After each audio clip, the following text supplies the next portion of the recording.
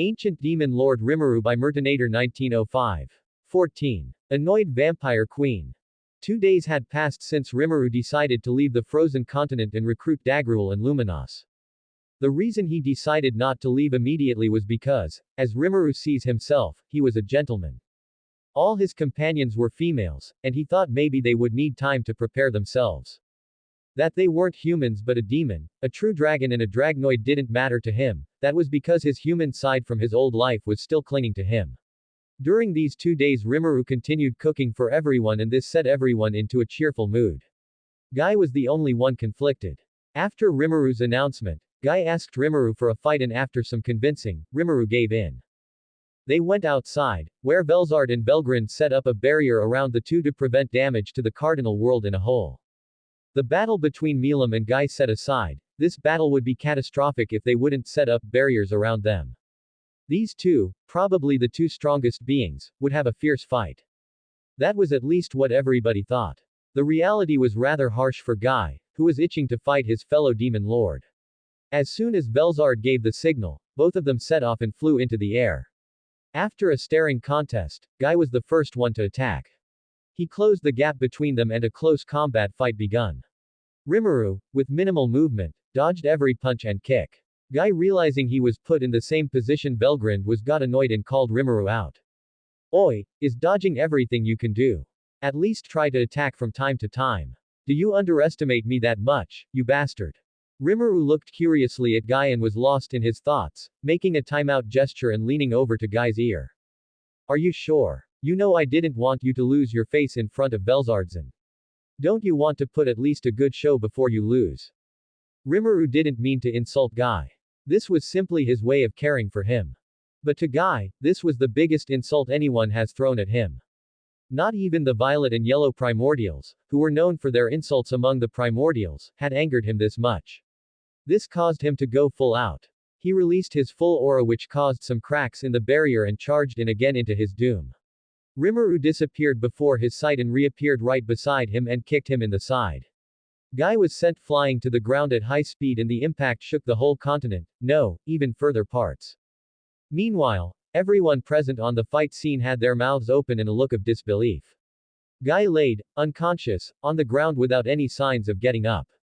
I might have overdone a bit, hee, Rimuru nervously said, while sweating. But he didn't get any response. Everyone still had their eyes locked on Guy. The first one to return to reality was Milam, who excitedly jumped up and down exclaiming how cool her bestie was, joined by Gaia. Rain had an indifferent look on the outside, but inside she was cheering for her new master the whole time. She didn't want to disrespect her old master by going along with Milam. Belgrind, after getting over the shock, also had a smile on her face. Belzard had a look of concern on her face, but it dissipated after Guy slowly started to move again. She quickly went up to him. Ha, brilliant. That wasn't bad, Rimuru. Let's do it again sometime. Guy, who regained his consciousness, shouted and continued his laughter. Rimuru. You broke him. You have to take responsibility and pay me. Belzard screamed at Rimuru. I'm sure that he was always like that. Not my fault, Belzardson. Sigh. Maybe you're right. Belzard defeatedly added. After healing Guy, they joined the others and returned to the castle. Meanwhile, in Night Garden, Luminos sat in her bed and listened to Chloe, who was excitedly telling her stories about how she met Rimuru.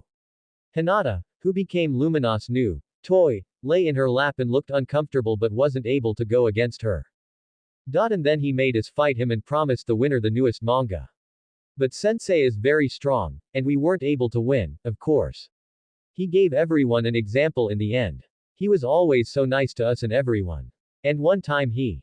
Chloe, it's always Rimuru this, Rimuru that. You know, I'm starting to get jealous, said Luminos. Her voice sounded teasingly, but she clearly was angry at that Rimuru because he will steal her beloved Chloe one day. Chloe, because she was interrupted, pouted and turned around so that Luminos had to face her back. That was a joke. Joke Chloe. I would love to meet this Rimuru one day. Luminos added, panicked, not wanting to get Chloe mad. If what she says is true, I'm sure it is, I have Chloe for nearly 2,000 years for myself. I will win her over for sure. Before that annoying guy gets into this world, Chloe will be solely mine, Luminos thought to herself. The last part made her blush, and the imagination alone was enough to lift her mood. Since Chloe returned with Hinata, she was constantly talking about Rimuru. It was even worse than when Chloe and Luminos first met. This angered the possessive vampire queen, who set herself the goal to conquer Chloe before Rimuru could even appear. Although Hinata was also cute according to Luminos, Chloe was her favorite. While she was lost in her thoughts, Chloe turned around with a smile and shattered all hopes of Luminos with her next words. Really? He said he will visit in a few days, you know. We met him in the frozen continent before we came back. Luminos was in a loss of words.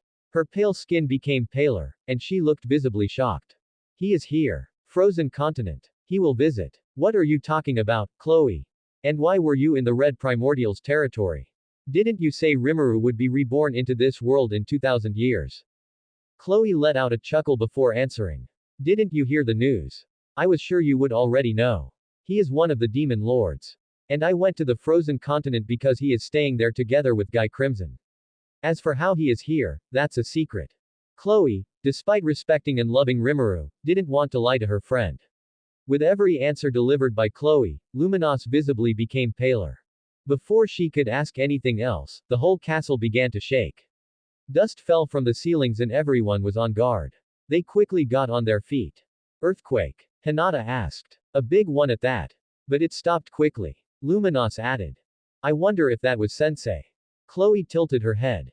Chloe, I know you respect him a lot, but don't go around doing everything about him. That was simply an earthquake. Luminos added, slightly annoyed. But Chloe didn't waver and thought what could have happened. Anyway, let's continue our girls' talk. Luminos said and the three of them continued their girls' talk.